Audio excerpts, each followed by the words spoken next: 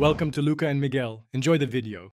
You'll begin by signing into Teams with your work or school account, and you should complete any two-step verification if prompted. Once signed in, choose whether to install the desktop app or use the web version. Pick the one that matches your workflow and device.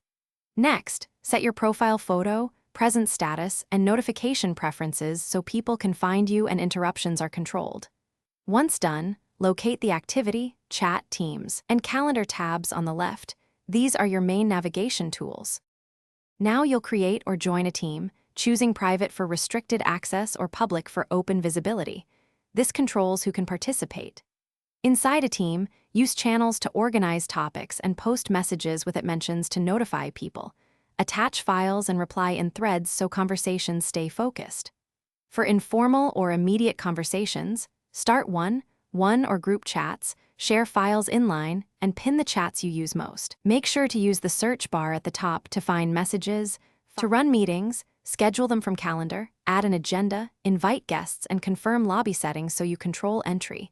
You can also meet now for spontaneous sessions.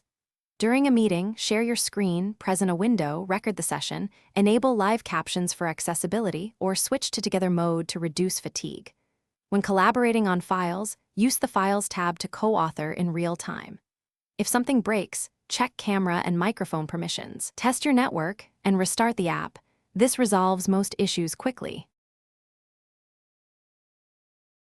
Thanks for watching and please subscribe. It's the best investment you'll ever make.